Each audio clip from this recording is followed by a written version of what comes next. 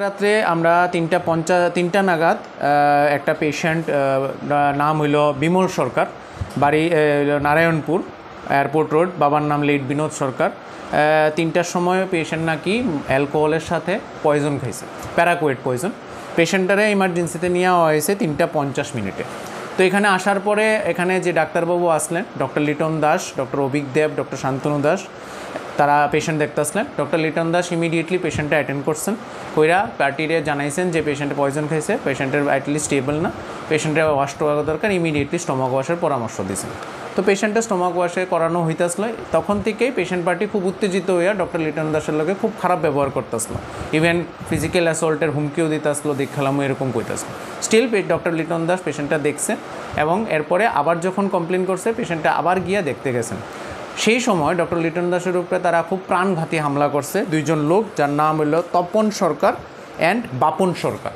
তারা পেশেন্ট ছেলে বললে পরিচয় দিয়েছেন এবং তারা খুব ব্রুটালি পেশেন্ট ডক্টর লিটন দাসকে অ্যাসল্ট করছেন, পেছন দিয়ে ধাক্কা দিয়ে ফালাই দিয়েছেন, মারপিট করছেন।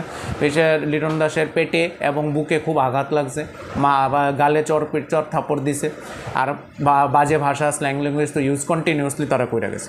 এর প্রতিবাদে ডক্টর অভিকদেব যখন গেছেন, ডক্টর অভিকদেবও ভার্বালি অ্যাবিউজ করা হয়েছে, খুব বাজেভাবে অ্যাবিউজ করা হয়েছে। সাথে সাথে ডক্টর অভিকদেব পুলিশকে ডাকাইছেন, পুলিশ আইছে। পুলিশ আসার পরে তারা জিনিসটারে জাস্ট মিটিগেট করার চেষ্টা করছে। অ্যাজ ইউজুয়াল তারা কোনো এফআইআর বা কোনো কিছু তারা তখন লজ করছেন না, এরপরে মিটিগেট করার চেষ্টা করা হয়েছে জিনিসটা। যাই হোক, এত কিছুর পরেও পেশেন্টারে আমরা ইমার্জেন্সিতে অ্যাডমিট করাইছি। ইমার্জেন্সিতে অ্যাডমিট করার পরে পেশেন্টারে সব যা দরকার পেশেন্টের এভরিথিং ট্রিটমেন্ট দেওয়া হয়েছে। ইভেন পেশেন্ট এখন ভেন্টিলেশনে নেওয়া হয়েছে ইমার্জেন্সিতেই, এবং ভেন্টিলেশন নেওয়া, ইন্টিউবেশন করার পরে পেশেন্টের যা সম্ভব এভরিথিং সাপোর্ট দেওয়া হয়েছে। কিন্তু এরপরও আমার যে ডাক্তারবাবু দুইজন, তারা এভাবে অ্যাসল্ট করা হয়েছে তখন, ইভেন প্রত্যেকটা জিনিস টাইমলি দেওয়ার পরও। আপনারা দেখা কয়ে দিই, আমি কালকে দুপুর থেকে আমরা রাত্রে অবধি 110 জন পেশেন্ট রিসিভ করছি অল ওভার ত্রিপুরার থেকে।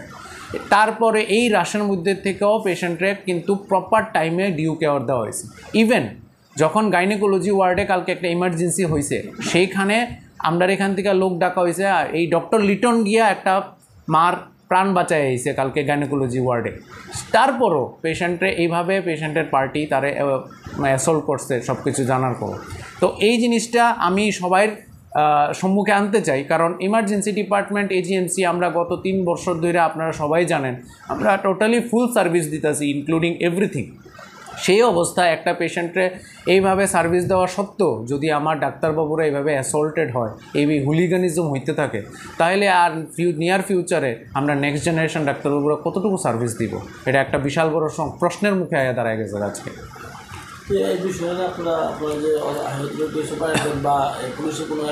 হ্যাঁ, আমরা হায়ার অথরিটিরে জানাইছি।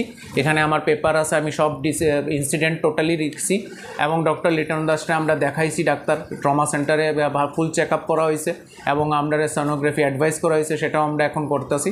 এবং আমরা অথরিটিরে ফুললি অ্যাওয়ার জানাইছি, সব including director of health service, medical superintendent, এবং তারা আমার অ্যাসুরেন্স দিছে যে এই ইনসিডেন্টের প্রক্ষার মধ্যে তারা দেখব এবং তারা আমাদের স্টেপ ওয়াইজ তারা অ্যাপ্রোচ নিব বাই টুমরো।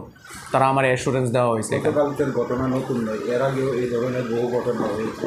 কী মনে হয়, মানে যদি হাসপাতালে কি নিরাপত্তা অভাব বা চিকিৎসা? হ্যাঁ, অ্যাকচুয়ালি আমরা চিকিৎসক হিসাবে নিরাপত্তার অভাব বোধ করি, কারণ আমরা যখন ডে ইন ডে আউট এরকমভাবে পেশেন্টগুলো দেখি, এবং আপনারা জানেন কী পরিমাণ রাশ আছে এই জিএমসিতে, সেই জিবি হসপিটালে যদি আমাদের প্রপার নিরাপত্তা না দেওয়া হয়, তাহলে ডাক্তারবাবুরা কীভাবে কাজ করবে? আমরা কিন্তু অনেক দিন ধরে এটা নিয়ে সরব যে আমরা কিন্তু সিকিউরিটি ইজ নট প্রপার, আমাদের সিকিউরিটি কিন্তু প্রপার না। কিন্তু এই যে কালকে ইনসিডেন্টটা হলো, তার শারীরিক এবং মানসিক আঘাত, এই ক্ষতিপূরণটা কে দিব? আজকে যে যখন যে ফিউচারে যাইব সার্ভিস দিতে, তার মনে সবসময় দাগটা থাকবো যে আমার যে কোনো সময় কেউ মেরে নিতে পারে, ইভেন আমি প্রপার সার্ভিস দেওয়া সত্ত্বেও। এখন তো বেসরকারি সিকিউরিটিও আছে,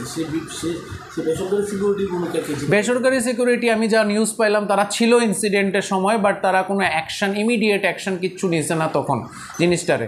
আমার ছেলেটা অ্যাসল্টেড হইলো এই জায়গাটাতে, তারপরেও তার অ্যাকশন যেমন স্পেসিফিকেশন, মানে জাস্ট হাতে উঠে ঝাড়া দো এরকম টাইপ।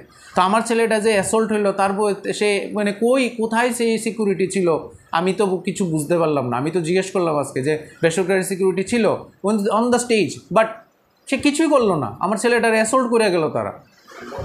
এই যদি এই ঘটনার পরে যদি সঠিক ব্যবস্থা না নেওয়া হয়, আপনারা পরবর্তী পদক্ষেপ কী ব্যবস্থা? আমরা অথরিটিরে জানাইছি এবং অথরিটি আমাদের সম্পূর্ণ দিছে, অ্যাসুরেন্স দিছে। যদি মানডে আমরা কালকা দেখুন, স্যারের সাথে কালকা পার্সোনালি দেখাও করুন, যদি আমরা প্রপার অ্যাসুরেন্স না পাই এমার্জেন্সি সার্ভিস চলবো, যেহেতু ইমার্জেন্সি হসপিটালের একটা বিশাল বড় অঙ্গ। কিন্তু আমরা কতটুকু মেন্টালি পেশেন্টের সার্ভিস দিতে পারব সেটা একটা বিরাট বড় কোয়েশ্চেন।